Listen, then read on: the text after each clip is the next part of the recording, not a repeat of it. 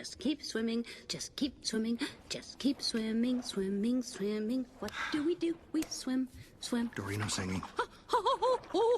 Dory. I love to swim in. Dory. When you want to swim, you want See, to I'm gonna get stuck now with that song. Now it's in my head. Sorry.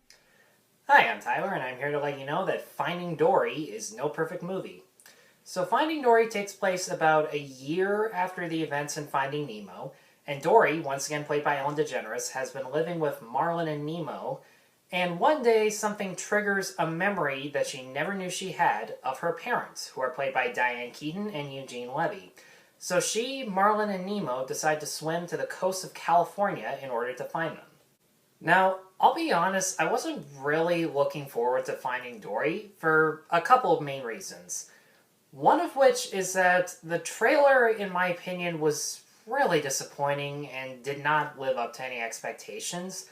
For me, all the jokes fell flat, and it didn't show the more mature tone that Finding Nemo had. And the other real reason is that pretty much every sequel that Pixar makes that is not Toy Story pretty much sucks. You know, Cars 2, Monsters University. I don't know if Pixar made Planes, but if they did, wow, huge letdown there. Now, that having been said, even though Finding Dory isn't as good as Finding Nemo, it does actually come pretty close to my surprise. And I think that's because the main thing that this movie does better than the first one is developing Dory as a character. Ellen DeGeneres is once again fantastic in the role of Dory. And it's not just because she's her usual quirky and neurotic persona that we know her for, but she's also given a surprising amount of dramatic moments that are very heartfelt to watch. Because whenever she sees something that triggers a memory and she starts to either flash back or reimagine past events that she had with her parents, Dory's physical expressions are portrayed excellently for the animation, and DeGeneres is very subdued in her voiceover work, and it contrasts very nicely to her usual comic relief role.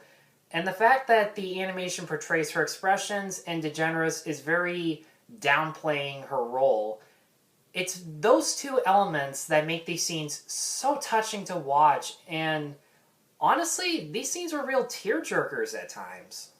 And what surprised me the most about this movie is just how well the writers were able to explore how Dory's short-term memory loss works. The film very clearly displays the fact that because Dory doesn't have a lot of memories to work with, she usually makes all of her decisions rather on chance and on impulse rather than on a concrete plan. And the movie doesn't shy away from the fact that sometimes this causes her and many others a lot of peril and a lot of stress, especially when Dory drags Nemo and Marlin into their journey, and they almost get eaten, they almost get caught up in pollution, and the movie doesn't shy away from the fact that sometimes her risks don't work. But the movie also shows that sometimes her acts of instincts actually help her succeed a lot, especially during the climax, which I will not give away because it's actually kind of funny. And so the theme of how life involves taking a lot of risks, some of them aren't going to work, but some of them can, the theme itself feels so much stronger as a result, and I really like the movie for that. Now, the main problem with this movie is the fact that a lot of the side characters' backstories and subplots feel very rushed. In Finding Nemo, there was a lot of time spent at the dentist office where Nemo was taken to, so there was a lot of time to breathe and to get to know characters like Nemo or Willem Dafoe as the main fish Gil or Nigel the Pelican. You really got a sense of who these characters were and what the environments of Australia were like to them.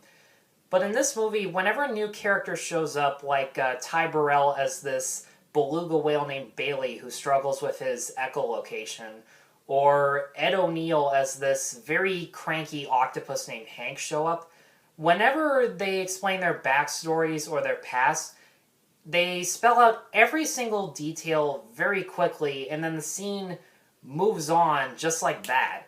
As opposed to the scenes involving Dory's past flashbacks, which are much more drawn out, they were much more detailed, and I feel like that extra detail in Dory's scenes were much more powerful. And even scenes involving Nemo and Marlin go by way too quickly in my opinion, which is a shame because I liked how Nemo kind of had to be the center of reason for Marlin, and Nemo even asks Marlin, what would Dory do in a situation like that? And I wish there were more moments like that, but the movie, for whatever reason, doesn't take the time to give enough detail and enough character into these moments. And my other complaint is kind of another comparison to the first one.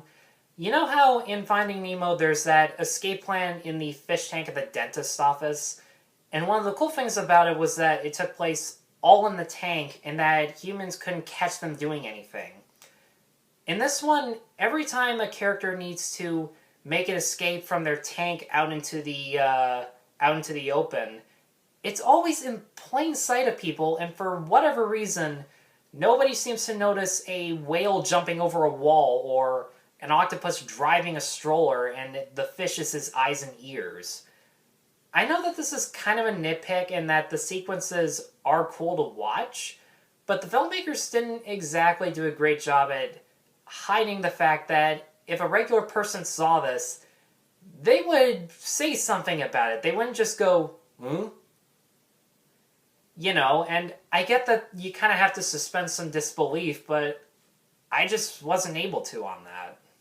So, even though I didn't think Finding Dory was as good as Finding Nemo, Dory's development as a character, the beautiful underwater animation that could switch from being bright and beautiful to large and scary in just one shot, and the overall message about how life is all about taking risks, I still feel like this movie came very close to being as good as the original, and I'm glad I saw it. And so I'm going to give Finding Dory a 3.5 out of 5. Guys, thank you as always for watching. Be sure to like, subscribe, check out my other reviews at NoPerfectMovie.com. Thank you all so much for watching. Take care.